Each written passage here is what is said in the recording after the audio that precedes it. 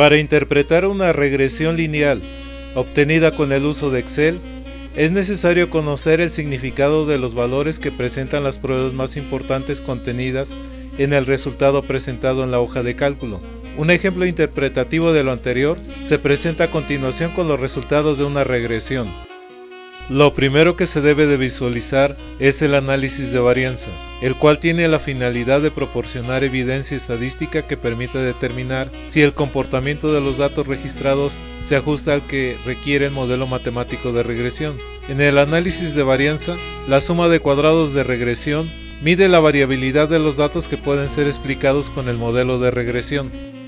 La suma de cuadrados de los residuos, también conocida como suma de cuadrados del error, mide la variabilidad de los datos que no puede ser explicada por el modelo de regresión. El estadístico F sirve como criterio de prueba para la hipótesis nula. El coeficiente que acompaña a la variable independiente en la ecuación de regresión es igual a 0. Para el caso, la hipótesis alterna implica que el coeficiente de la variable independiente es diferente de 0. La aceptación de la hipótesis nula será si el valor crítico de f es mayor a 0.05, lo cual indicaría que el valor para la variable dependiente sería constante, ya que en realidad no estaría condicionado por los valores que pudiera tomar la variable independiente, y por lo tanto no habría ecuación de regresión. La columna de coeficientes proporciona los valores numéricos que asumen los coeficientes que se utilizan para establecer la ecuación del modelo de regresión lineal. Con el estadístico T se aplican dos pruebas de hipótesis, una de ellas para el coeficiente beta subíndice 0 de la ecuación de regresión, en la cual la hipótesis nula es que beta sub 0 es igual a 0, lo que si se cumple haría que al graficar la ecuación de regresión, la recta obtenida pasaría por el valor 0 de los ejes de coordenadas, mientras que si se rechaza la hipótesis nula, la recta de regresión no va a pasar por el origen del sistema de coordenadas. En la segunda prueba de hipótesis, la hipótesis nula es que beta subíndice 1 es igual a 0, por lo cual tanto el estadístico F como el estadístico T se utilizan para determinar si la ecuación de regresión tiene una utilidad práctica o no.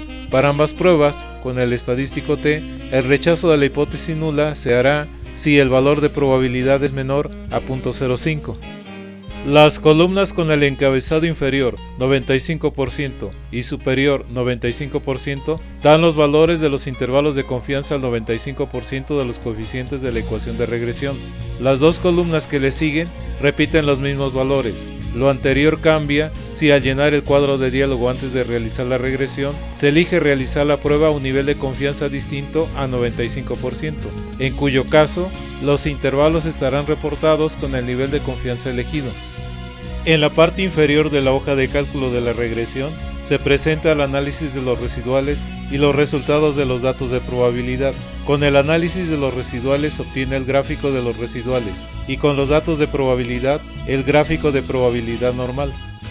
Los residuos son las diferencias entre los valores pronosticados por la ecuación de regresión cuando se sustituyen valores específicos de la variable independiente con respecto a los valores reales de la variable dependiente observados con los mismos valores de la variable independiente utilizados en el pronóstico.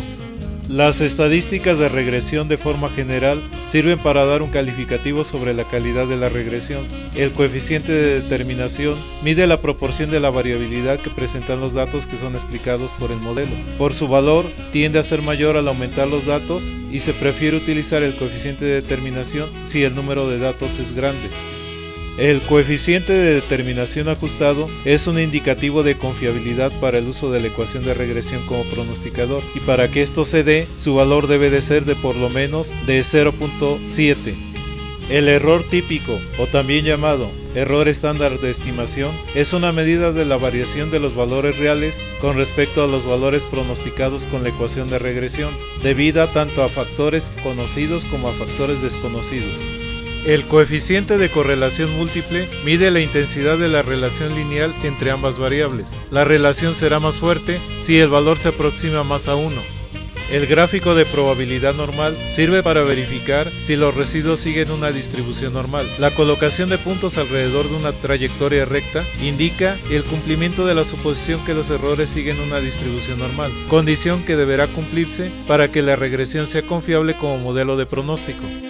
La curva de regresión ajustada muestra los valores predichos por el modelo de regresión con respecto a los valores experimentales. Los valores de predicción deben de formar una recta alrededor de la cual se deben de ubicar los valores experimentales.